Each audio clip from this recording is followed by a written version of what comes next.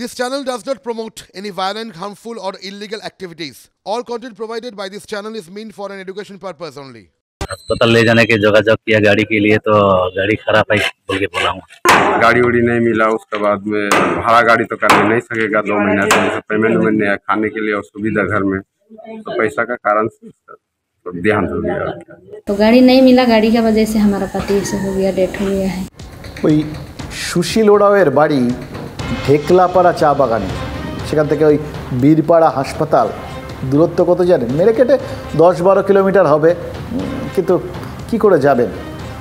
Ambulance নেই, অ্যাম্বুলেন্সটা তো সরকার বিনা পয়সায় দেয়, তাই সেটাই ভরসা। কিন্তু যদি সেটা না পাওয়া যায়, তাহলে যে পয়সা খরচ করে গাড়ি ভাড়া করবেন, সেই পয়সাটা কোথায় পাবেন? আরে ওইটুকুনি পয়সা জোগাড় করাও তো সম্ভব না, পেটে ভাত জোগানোর পয়সাই নেই। কারণ সেই চা বাগান, যে চা বাগানে তারা কাজ করতেন, তাদের পরিবার কাজ করতো, সেগুলো তো সেই 2002 সাল থেকে বন্ধ। মাঝে একবার দুবার একটু কদিনের জন্য খুলেছে, আবার জেকে সেই। দেখুন, এর আগে 2012 সালে এই চা বাগানেই কিন্তু, ঢেকলাপাড়া চা বাগানেই কিন্তু অনাহারে মৃত্যুর কথা শোনা গেছিল। কিন্তু তখন সবাই বেশ বিভিন্ন রকম কথাবার্তা প্রতিশ্রুতি দিয়ে ঠিয়ে গোটা ব্যাপারটাকে ধামাচাপা দেয়।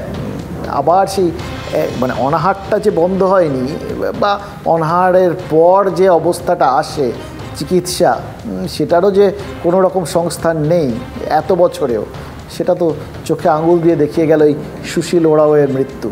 এটা কি খুব ভালো বিজ্ঞাপন? দেখুন, এমনিতে কিন্তু ওই চা বাগানের জন্য বেশ কিছু হচ্ছে আর কি। আমরা শুনেছি যে চা সুন্দরী প্রকল্পে বেশ কিছু মানুষ বাড়ি পেয়েছেন, চা বাগানের শ্রমিকদের জন্য বিভিন্ন বন্দোবস্ত করার চেষ্টা করেছে সরকার। এই যে সদ্য মুখ্যমন্ত্রী আরও এতগুলো প্রতিশ্রুতি দিলেন। এই যে চা বাগানের বাড়ি ঠাড়ি হয়েছে, চা সুন্দরী প্রকল্প, এগুলো নিঃসন্দেহে ভালো উদ্যোগ। যেটা ভালো সেটা ভালো, যদিও সেগুলো নিয়ে ওই কারা পেলেন না, সেইটা নিয়েও আবার বিভিন্ন রকম ওই দুর্নীতির অভিযোগ উঠেছে। তো সে যাক, কেউ জেনুইন লোক তো পেয়েছেন, কিছু জেনুইন লোক তো পেয়েছেন, এটাই অনেকটা। কিন্তু বাকিটা তো যে কে সেই। দেখুন, সামনে লোকসভা ভোট, তার আগে এই ধরনের একটা ঘটনা, এটা নিঃসন্দেহে কিন্তু শাসক দল এবং সরকারের পক্ষে বেশ অস্বস্তিকর আরও বেশি এই জন্যে যে সদ্য মুখ্যমন্ত্রী গিয়ে এত কিছু বলে এলেন, চা বাগানটাকে মানে পুরো উত্তরটাকে সেটেল করার ব্যবস্থা করে এলেন, গোটা জায়গাটার সেন্টিমেন্টটা নিজের দিকে নিয়ে আসার জন্য এত পরিশ্রম করলেন, চা তুললেন, নাচলেন, এত কাণ্ড কারখানা হলো, পুরোটাতে এই ঘটনাটা কিন্তু জল ঢেলে দিল। জানেন তো, এই ঘটনা একসঙ্গে দুটো জিনিস করলো। এক, শাসক দলের বিড়ম্বনা বাড়ালো এই ভোটের আগে, আর 2, বিরোধীদের হাতে একটা পড়ে পাওয়া অস্ত্র তুলিয়ে দিল। কারণ তারা যখনই দেখছিলেন যে এই গোটা ব্যাপারটা হাতছাড়া হতে পারে, তারা জানেন মুখ্যমন্ত্রীর ব্যক্তিগত ক্যারিশমা কিন্তু দুর্দান্ত। তিনি যখন নামেন তখন কিন্তু সেটা সামলানো খুব মুশকিল হয়ে যায়। তো তিনি যখন পাহাড়ে গেছিলেন, নিশ্চয়ই তারা প্রমাদ গুনেছিলেন, কিন্তু সেই জায়গায় তারা পড়ে পাওয়া 14 আনার মতো একটা অন্তত হাতে অস্ত্র তো পেলেন। এইটা যে এখন চলবে, এই অস্ত্র যে প্রয়োগ করতে তারা ছাড়বেন না, সেটা কিন্তু আমরা বুঝতে পারছি। চা বাগানে তো নাচতে গেছিলেন, কী করবেন? নাচানাচি হয়ে গেছে, চলে এসছে। মানুষের সেবা করতে তো জাননি উনি, সব জানেন, ওনার খবর নেই। উনি তো নিজেই স্বাস্থ্যমন্ত্রী। কাজের কাজ তো কিছু হলোই না। মুখ্যমন্ত্রীর প্রতিশ্রুতি যে একেবারে বমাল ফেল করে গেল, অ্যাম্বুলেন্সের অভাবে চা বাগানের শ্রমিক মারা গেলেন। মুখ্যমন্ত্রীকে জিজ্ঞাসা করুন, তিনি যান আসেন প্রতিশ্রুতি দেন, তার মানে কি হয়? আমরা দেখছি যে সরকার বিভিন্ন ধরনের ঘোষণা করছে চা বাগানের জন্য, কিন্তু বাস্তবে যদি আমরা দেখি তাহলে চা শ্রমিকরা কিছুই পাচ্ছে না। কোনো প্রত্যন্ত এলাকায় যদি হঠাৎ করে কোনো ঘটনা ঘটে থাকে এবং আচমকা কোনো অ্যাম্বুলেন্স না পাওয়া যায়, সেটার একটা মর্মান্তিক পরিণতি নিশ্চিতভাবে দুঃখজনক। কিন্তু তার মানে এই নয় যে সারা রাজ্যে অ্যাম্বুলেন্স পাওয়া যাচ্ছে না, সারা রাজ্যে কোনো একটা বিপর্যয় ঘটছে, আদৌ বিষয়টা তাই নয়। দেখুন, সুশীল ওরাও যতদিন বেঁচে ছিলেন কেউ তার খবর নেয়নি, কিভাবে বেঁচে ছিলেন কেউ জানতে চায়নি। কিন্তু যেই মারা গেলেন, তিনি খবর হয়ে গেলেন, সবার নয়নের মণি হয়ে গেলেন, সবাই তাকে নিয়ে চিন্তিত হয়ে পড়ল। সাধারণ মানুষ, সুশীল সমাজ, যারা সচরাচর এরকম সাধারণ মানুষদের কিছু হলে ঠলে যাদের বিবেকটা নড়ে যাওয়ার কথা, সচরাচর নড়ে বলে শুনেছি বিশেষ সময়, কন্ডিশনস অ্যাপ্লাই, তো তাদের বিবেক নড়েছে বলে তো শুনিনি, তারা এখনও কাঁদেননি, কিন্তু নেতারা তারা কিন্তু ভীষণ দুঃখিত হয়েছে, জানেন তো, এটা নিয়ে কোনো সংশয় নেই। তার কারণ একটাই, এই যে সুশীল ওরাও, তিনি তো প্রাপ্তবয়স্ক, তিনি মারা যাওয়ার মানে একটা ভোট গেল, ভোটটাকে নেতারা ভীষণ ভালোবাসেন, জানেন তো, এটা নষ্ট হলে তাদের খুব খারাপ লাগে। এবার সুশীল ওরাওয়ের এই মৃত্যুটা দেখুন, যে এটা তো ওই যে একটা ভোটের অপমৃত্যু, সে মানুষটা বেঁচে থাকার সময় কিভাবে প্রত্যেক দিন পেটের আগুনে জ্বলে জ্বলে মরতেন সেটা কেউ খবর রাখেনি। অবশ্য ওই আগুন জ্বলাটা ভালো, ওই আগুনে নেতারা হাত সেঁকতে ভারী পছন্দ করেন, জানেন তো। আর যদি তারপর সেটাকে প্রতিশ্রুতির জলঠল দিয়ে সেই আগুনকে নেভানো যায় তাহলে তো কোনো কথাই নেই। এই যে মুখ্যমন্ত্রী ওখানে গেছিলেন, এতগুলো কথা বলেছেন, ওই বললাম নিশ্চিতভাবেই তার তো একটা প্রভাব পড়বে। তার মধ্যে পঞ্চায়েত নির্বাচন বা ধূপগুড়ি উপনির্বাচন, এই সমস্ত জায়গায় বিজেপির ভোট ব্যাংকে ভালোই থাবা বসিয়ে দিয়েছে তৃণমূল। তারপরে আবার মুখ্যমন্ত্রীর যাওয়া, সেই জন্যই বোধহয় মুখ্যমন্ত্রী ফিরতেই দৌড়ে চলে গেছিলেন ওখানে শুভেন্দু অধিকারী, গিয়ে যথারীতি এই বিভিন্ন জায়গাগুলোয় ঘুরে ঘুরে গোটা বিষয়টাকে তিনি যে কোন কোন জায়গাটা ফাঁক আছে, প্রতিশ্রুতি আর বাস্তবের মধ্যে যে অনেকটা ফাঁকা, সেগুলো নিশ্চয়ই বোঝানোর চেষ্টা করছিলেন। কিন্তু ভোট ব্যাংকটা, মোদ্দা কথা হচ্ছে ভোট যাতে তাদের সঙ্গেই থাকে, নিজেদের ভোট ব্যাংক যাতে নষ্ট না হয়, সেই দিকে নেতাদের কিন্তু ভীষণ যত্ন। আর তার মধ্যে যদি এরকম সুশীল ওরাওয়ের মতো একটা হাতে অস্ত্র এসে যায় তাহলে তো ওই বললাম পড়ে পাওয়া 14 আনা। মুখ্যমন্ত্রীর কথা কে শোনে? মুখ্যমন্ত্রীর কথা কেউ শোনে না। অ্যাম্বুলেন্সের ন্যূনতম পরিষেবা, ডেড বডি ক্যারিয়ার, তার একটু তেলের ব্যবস্থা যে সরকার করতে পারে না, তাদের চোখে, তার মুখ্যমন্ত্রীর চোখে উত্তরবঙ্গের এই অবহেলিত বঞ্চিত মানুষগুলো কি অবস্থায় আছে এটা বারে বারে প্রমাণিত হয়েছে। এটা আজকে নতুন কিছু না। নেতাদের এই একটা জিনিস ভীষণ মিল আছে, জানেন তো, কোনো এক নেতা একটা কিছু করলে তার পাল্টা হিসেবেই হোক বা যাই হোক, এটা একটা সিরিজের মতো। এক নেতা একটা জিনিস করলে দেখা যায় আরেক নেতাও সেই টাইপেরই একটা কিছু করছেন। আবার মুখ্যমন্ত্রী পাহাড়ে গেলেন, শুভেন্দু অধিকারী পাহাড়ে গেলেন, আবার শুভেন্দু অধিকারী পাহাড়ে গেলেন, মুখ্যমন্ত্রী সুটকেস প্যাক হয়ে গেল, তিনি দিল্লি যাচ্ছেন। তবে এবার দুটো সুটকেস তার সাথে যাচ্ছে বলে আমার ধারণা, দুটো দলিল দস্তাবেজ ভর্তি। এবার জিজ্ঞেস করতে পারেন যে এই সুটকেসে কী যাচ্ছে, দুটো যাচ্ছে, তার ডকুমেন্টস নিয়ে এত কথা বলছেন কী করে জানলেন? না, এটা তো জানা সত্যিই সম্ভব না, এগুলো জাস্ট গেস ওয়ার্ক, ওগুলো তো সব কনফিডেন্সিয়াল বিষয় আর কি, কী নিয়ে যাবেন, কোথায় কি পেশ করবেন। কিন্তু আমরা জানি ওখানে নামে মুখ্যমন্ত্রী যাচ্ছেন, আসলে যাচ্ছেন দুজন, এক তৃণমূলের মানে সর্বময় কর্ত্রী, সর্বোচ্চ নেত্রী, আর দুই রাজ্যের মুখ্যমন্ত্রী, দুজন একই অঙ্গে দুই রূপ আর কি। তাই দুই রূপের জন্য দুটো নিশ্চয়ই দলিল দস্তাবেজ তার কাছে থাকবে, এটা তো গেস করা যেতেই পারে, তাই না? কারণ একটাতে তিনি ওই প্রধানমন্ত্রীর জন্য নিয়ে যাচ্ছেন, যে জায়গাটায় তিনি হয়তো ওই রাজ্যের দাবি দাওয়া কত বকেয়া আছে সেই বিষয়গুলো তুলে ধরবেন। আর আরেকটা যেটা তিনি তৃণমূল নেত্রী হিসেবে নিয়ে যাচ্ছেন, সেটাতে নিশ্চিতভাবেই থাকবে যে এই সাম্প্রতিককালে বিভিন্ন নির্বাচনে তৃণমূলের ভোট পাওয়ার শতাংশের হিসেবটা। কারণ তিনি তো যাচ্ছেন ওই 19 তারিখ ইন্ডিয়া ঐক্যের বৈঠকে যোগ দিতে, সেখানে তো খানিকটা দর কষাকষির ব্যাপার থাকবেই। সেখানটায় ওই ঠিক হয়ে যাবে কে কটা সিট পাবে না পাবে। এর আগে যখন অভিষেক বন্দ্যোপাধ্যায় গেছিলেন, তিনি তো ভোর রাতে একটা নাকি বৈঠক করেছিলেন রাহুল গান্ধীর সাথে, সেখানে নাকি সিট ভাগাভাগি নিয়ে কিছু কথাবার্তা হয়েছিল। তারপর দুটোর বেশি নাকি তিনি সিট ছাড়তে রাজি হন, এরকম শোনা টোনা গেছিলো আর কি। সে যাই হোক, কিন্তু এখন যখন এই তিনটে রাজ্যে কংগ্রেসের বেশ খারাপ হাল, ভরাডুবি বলা যায়, তো তারপরে যে আরেকটু চাপ বাড়াবে তৃণমূল, বেশিরভাগ আসনেই যে তারা প্রার্থী দিতে চাইবে, সেটাই তো স্বাভাবিক। সেই জন্যই হয়তো ওই হিসেব নিকেশগুলো ওখানে পেশ করবেন মুখ্যমন্ত্রী, আর প্রধানমন্ত্রীর কাছে পেশ করবেন। প্রধানমন্ত্রীর সাথে 20 তারিখ তার দেখা হওয়ার কথা, সেখানে তিনি প্রতিনিধি দল নিয়ে, সাংসদদের নিয়ে সেখানে দেখা করবেন। সেখানে তার বক্তব্য, হিসেবপত্র, সেটা কি না, 100 দিনের কাজে বকেয়া টাকা, এখানকার এ রাজ্যের মানুষের টাকা। এবার খেয়াল করে দেখুন, দুটো ক্ষেত্রেই মানে কোথাও কিন্তু কোনো লস নেই। মানে ধরুন সিটের ক্ষেত্রে যদি ওই ইন্ডিয়া ঐক্যের বৈঠক বা পরে কংগ্রেসের সাথে বৈঠক, সেখানে হিসেব নিকেশ ঠিকঠাক হলো, আর সেটা মুখ্যমন্ত্রীর পছন্দসই হতে হবে, না হলে সে হিসেব নিকেশ ফাইনাল হবে না, এটা একদম নিশ্চিত। আর দুই, যদি কোনোভাবেই পছন্দসই না হয় তাহলে তো মুখ্যমন্ত্রী সেটাই করবেন যেটা তার পছন্দসই। সুতরাং এই দিকটায় তার পছন্দ যে ফুল মার্কস পাবে সেটা নিয়ে জাস্ট কোনো সন্দেহের অবকাশ নেই। আর দ্বিতীয় জায়গাটায় প্রধানমন্ত্রী, সেখানে যদি তিনি টাকাটা আদায় করে নিয়ে আসতে পারেন, ওই বৈঠকের পর হিসেব নিকেশ দেখার পর প্রধানমন্ত্রী যদি টাকাটা রিলিজ করে দেন, তাহলে তো মমতা বন্দ্যোপাধ্যায়ের বিরাট জয়। তিনি মানুষের টাকা, রাজ্যের মানুষের টাকা, সেগুলো ওখান থেকে উদ্ধার করে নিয়ে চলে এলেন। আর যদি না পারেন তাহলে তো সেই প্রচারের রাস্তাটা তৈরি হয়ে রইল যে কেন্দ্র বঞ্চনা করছে, কেন্দ্র প্রতিহিংসা পরায়ণ, সেই জন্যই তো রাজ্যের মানুষ টাকা পাচ্ছে না। সুতরাং একটা উইন উইন সিচুয়েশনের মধ্যে কিন্তু এবারে দিল্লি সফর করতে যাচ্ছেন মুখ্যমন্ত্রী। বাংলার মানুষের দ্বারা ভোটে নির্বাচিত মুখ্যমন্ত্রী, তার কর্তব্য হচ্ছে আমার দাবি দিল্লি পর্যন্ত নিয়ে যাওয়া, বারবার গণতান্ত্রিক উপসরের চেষ্টা করা, এবং সেই চেষ্টা উনি করেছেন, এর আগেও গেছেন, আবার যাচ্ছেন। কার দাবি দেওয়া নিয়ে যাবে জানি না, তো যাচ্ছে শুনেছি। এখন দাবি তার নিজের না দাবি তার রাজ্যের, সেটা পরে দেখবো। আমরা যেতেই পারে, একটা মুখ্যমন্ত্রী দাবি নিয়ে যাবে, এটা তো স্বাভাবিক। এতদিন যায়নি কেন, এটা তো আমার কাছে অস্বাভাবিক লাগছে।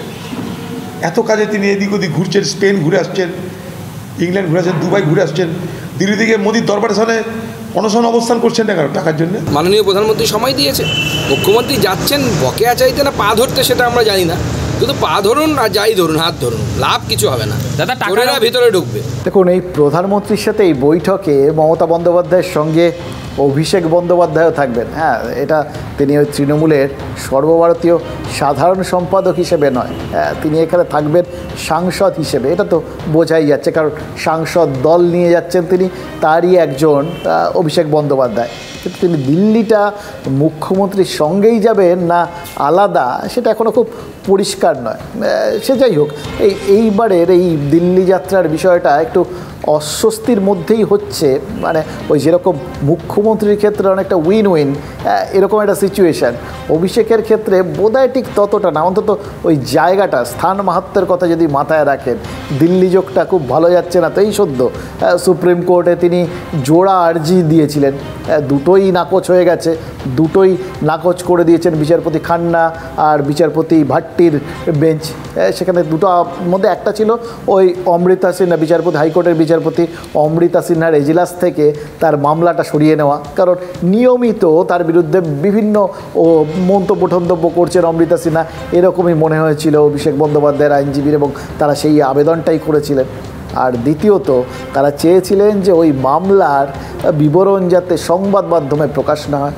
এখন দুটোই খারিজ হয়ে গেছে। সেখানে সুপ্রিম কোর্ট তো পরিষ্কার বলে দিয়েছে যে একজন বিচারপতি যদি কিছু পর্যবেক্ষণ করেন, কোনো মন্তব্য করেন, সেটা মামলারই অঙ্গ, শুনানিরই অঙ্গ। মানে কোথাও গিয়ে সেটাও কিন্তু তাহলে গুরুত্ব পেয়ে গেল, একটা অন্য গুরুত্বের জায়গায় পৌঁছে গেল, এবং বলে দিয়েছে যে তারা এ ব্যাপারে হস্তক্ষেপ করবে না। যদি তার একান্তই আপত্তি থাকে তাহলে যান হাইকোর্টের ডিভিশন বেঞ্চে, সেখানে গিয়ে আবেদন করুক, সে অধিকার তার আছে, তারপর তারা ঠিক করবে। অর্থাৎ হাইকোর্টের এক্ষেত্রে যে অধিকার, তাতে সুপ্রিম কোর্ট হস্তক্ষেপ করেননি। আরেকটা জায়গায় করেননি, ওই সংবাদ মাধ্যমের অধিকারের জায়গাটায়। সংবাদ মাধ্যম এখনও তো বলা হয় চতুর্থ স্তম্ভ, আর দ্বিতীয় স্তম্ভ বিচার ব্যবস্থা। সুতরাং দ্বিতীয় স্তম্ভ চতুর্থ স্তম্ভকে কিন্তু ফের একবার মান্যতা দিল। দেখুন, মান্যতা ছিল, সেটা নিয়ে আলাদা করে বলার কিছু নেই, কিন্তু এই দ্বিতীয় স্তম্ভের এই যে নির্দেশিকা, এটা কিন্তু আসলে কোথাও গিয়ে আমাদের অধিকারটা, সংবাদ মাধ্যমের অধিকারটা সুনিশ্চিত করে দিল। একদম কারোর প্রতি কোনো রকম বৈরিতা না রেখে বলছি, এটার জন্য কারোর প্রতি কোনো কেন করেছিলেন, কি করেছিলেন, কিচ্ছুতে যাচ্ছি না, শুধু এই অধিকারটা রক্ষিত হলো। এটা কিন্তু সংবাদ মাধ্যমের জন্য একটা বড় অনুপ্রেরণা বলতে পারেন, জোর বলতে পারেন, শক্তি বলতে পারেন, আত্মবিশ্বাস বলতে পারেন, সব কিছু বলতে পারেন, খুশিও বলতে পারেন। আর ওই মামলাটা যে অমৃতা সিনহার এজলাস থেকে সরল না, সেইটা কিন্তু বিরোধীদের খুশির কারণ। ও ভেবেছে যে সুপ্রিম কোর্টটা ওর পিসি চালায়, ও যে কায়দাতে পশ্চিমবঙ্গ চালায়, একটা হরিদাস পাল কোনো ব্যক্তির ইচ্ছাকে মোর ইচ্ছাকে স্বীকার না করে বিচার ব্যবস্থার যে গরিমা আছে তাকে বজায় রেখেছেন এবং দুগালে দুটো থাপ্পড় খেয়ে আবার back to the pavilion. Abhishek Banerjee যে কোনো মামলা টামলা কোনো কিছু হলেই রক্ষা কবচের জন্য চেষ্টা করেন, তদন্ত যাতে না হয় রক্ষা কবচ। কেউ কিছু বললে তার উল্টো একটা কোথাও না কোথাও রক্ষা কবচ পেতে চান, এবং যখন কোর্টের রক্ষা কবচ পান না তখন দিল্লিওয়ালাদের মোদি সার রক্ষা কবচ দিয়ে চলতে পছন্দ করেন। মনিটরিংয়ের নামে, নজরদারির নামে মামলায় হস্তক্ষেপ হবে না, সুপ্রিম কোর্ট তো সেগুলো বলে দিয়েছেন। তার মূল আবেদনের যে মূল ভিত্তিগুলো সেগুলো সুপ্রিম কোর্ট স্বীকার করেছেন, মান্যতা দিয়েছেন, এটাই হচ্ছে আসল কথা। কিছু কিছু ক্ষেত্রে কোনো বিচারপতি তার উইশ লিস্টটা বাইরে চলে আসছে, এমন কিছু বিচ্ছিন্ন উদ্দেশ্য প্রণোদিত মন্তব্য করছেন যেগুলি বিরোধী দলগুলোকে উৎসাহিত করছে, তাদের প্রচারের কাজে লাগছে। দেখুন চারিদিকে যা চলছে তাতে দু দলের প্রতি, আর যাই হোক এই মুহূর্তে লোকজনের শ্রদ্ধা ভক্তি কিন্তু একদম তলানিতে। এক নেতা আর দুই মাস্টারমশাই, মানে নেতাদের প্রতি কেন সে তো আপনারা জানেন, ওই খাটের তলায় টাকা রাখার থেকে শুরু করে বান্ধবীর বাড়িতে টাকা বা বিভিন্ন সম্পত্তি, আরও বিভিন্ন কাণ্ড কারখানা, মানে সে আপনি কাউন্সিলর, প্রধান, বড় নেতা, মন্ত্রী, কেউ তো বাদ যাচ্ছেন না। কে যে যা পেরেছেন নিজের এলাকায় সব কিছু করে নিয়েছেন, তাই কেউ আর নেতারা নেওয়ার বাইরে কিছু দিতে পারেন এটা বিশ্বাস করেন না। আর মাস্টারমশাইরা এই বিভিন্ন যেভাবে তালিকা ঠালিকা বেরিয়েছে, তারা কে যে ঠিক কে যে ভুল, কে সৎ কে অযোগ্য কে ভুয়ো, এই সমস্ত ব্যাপার নিয়ে এত কনফিউশন তৈরি হয়ে গেছে। আগে ভাবুন জীবনের শেষ দিন পর্যন্ত অনেকে কিন্তু মাস্টারমশাইদের মনে রাখতেন, এখনও আমরা কিন্তু আমাদের মাস্টারমশাইদের মনে রেখেছি। এখনও যে কজন বেঁচে আছেন তারা কিন্তু অসম্ভব ভালোবাসেন আমাদের, আমরাও তাদের ভালোবাসি, শ্রদ্ধা করি একভাবে, কোনো ফারাক হয়নি গোটা বিষয়টা। বরঞ্চ যত দিন যাচ্ছে, যত বয়স বাড়ছে, তত তাদের প্রতি টান বাড়ছে। কারণ চারপাশ তো দেখছি তারা যে ওই ব্যতিক্রমী ডোডো পাখির মতো, এটা আমাদের মনে হচ্ছে এখন, আর তাদের প্রতি সুতরাং টান বাড়বে, এটাই তো স্বাভাবিক। আর বাকি যে নেতাদের আমরা ডোডো পাখি বলে মনে করছি, তারা মঙ্গল গ্রহে থাকতে পারেন, সৎ নেতা এখানে দেখা পাওয়া যাবে না, লুপ্তপ্রায় প্রাণীর মতো হয়ে গেছেন তারা। নাহলে দেখুন না, নেতারা এত কিছু নেন, এইটা বলাটা অবশ্য দেখুন এটা বলি বটে, সবটা ঠিক বলি না, দেন তারা কখন দেন, ভোটের আগে ওই বিভিন্ন প্রকল্প, বিভিন্ন অনুদান, তখন সেটাকে ডোল বলা হয়, সেইগুলো দিয়ে তারা আসলে দেন না, কেনার কথা বলেন। আর কি এটা আবার বিভিন্ন তাদের বিরোধীরাই বলেন ওটা অনুদান না, ওটা প্রজেক্ট না, ওটা প্রকল্প না, ওটা আসলে কেনা, ঘুষ দিয়ে ভোট কেনা। নেতারাই বুঝিয়ে দেন আমাদের ঠিক এক্স্যাক্ট কী আমাদের কষ্ট করে মাথা ঘামাতেও হন না। কিন্তু দেখুন সেই নেতারা যখন ভোটের আগে উল্টোটা করেন, অর্থাৎ কিছু চান, নিতে চান দেওয়ার বদলে, তখন মনে হয় না হঠাৎ কি হলো বলুন তো? সেই গোপাল ভাঁড়ের গল্প মনে পড়ে যায়, যেখানে গোপাল ভাঁড় বলেছিল গরু হারালে এমনি হয় মা, নিজের বউকে বলেছিল। মানে বড় কিছু ধাক্কা খেলে লোকের মাথা ঠিক থাকে না, মা আর বউ চিনতে পারে না, তো কোন ছাড়, তিনটে রাজ্যে এরকম ধাক্কা খেয়ে কংগ্রেসেরও বোধহয় সেই অবস্থা হয়েছে। তাই তারা ঠিক করেছে যে তারা এবার ক্রাউড ফান্ডিং করবে, লোকের কাছ থেকে টাকা তুলবে এই ভোটে লড়ার জন্য। এটা তারা অবশ্য নিজস্ব ঐতিহাসিক ব্যাখ্যা ডেফিনেটলি খুঁজে বার করবে। মহাত্মা গান্ধী তো ওই তিলক স্বরাজ ফান্ড করেছিলেন সেই সময়, সেসব উদাহরণ রয়েছে। ওগুলো এখন যখনই দরকার পড়ে তারা কিন্তু সব অতীতে চলে যান, আর যখন আসল সময়টা আসে, বাকি সময়টা, তখন অতীতের নেতারা কীরকম ছিলেন, তারা কি করতেন, সেটা বেমালুম ভুলে যান। কিন্তু আজ এই রকম সময় যখন গোটা ব্যাপারটা এসে দাঁড়িয়েছে, সেই পরিপ্রেক্ষিতে কোনো একটা দল, রাজনৈতিক দল ভোটের আগে নিতে চাইছে দেওয়ার বদলে, যারা কদিন আগেও জিতলে কী দেবে সেই প্রতিশ্রুতি দিচ্ছিল, তাও ওই ডোল, তারা যখন নেওয়ার কথা বলছে, তখন বিজেপি স্বাভাবিকভাবেই বলতে শুরু করেছে যে ওই ধীরাজ সাহু আসলে তার বাড়িতে ওই রেডের পর বেশ অনেকগুলো মেশিন টাকা গোনার মেশিন আর কি, সেগুলো খারাপ হয়ে গিয়েও যা গোনা গেছে ওই 300-350 কোটি টাকা, ওই অতগুলো টাকা তো আয়কর দপ্তর বাজেয়াপ্ত করে নিয়েছে। তাই জন্যেই নাকি তাদের এখন হাত পাততে হচ্ছে। দেখুন নেতারাই নেতাদের চিনিয়ে দেন, আমরা কিচ্ছু করি না, কিন্তু আমরা শুধু দেখি, তারা বলেন, আমরা বিশ্বাস করি, আপনারাও করুন। Big initiative of Congress party of online crowdfunding. Launch of Donate for Desh. This is the name of this campaign. This initiative is actually inspired by our great Mahatma Gandhi ji historic Tilak Fund in 1920-21. কংগ্রেসের সাংসদ ঘোষণা করেছেন কংগ্রেস তাদের টাকা তোলার জন্য crowd funding করবে। আমার সেটা নিয়ে বলার তো কিছু নেই, আমি কিছু বলতে চাই না। এটা সবাই বুঝতে পারছেন যখন ইলেকট্রাল বন্ড করে কার্যত টাকা লোপাটের একটা ব্যবস্থা হচ্ছে।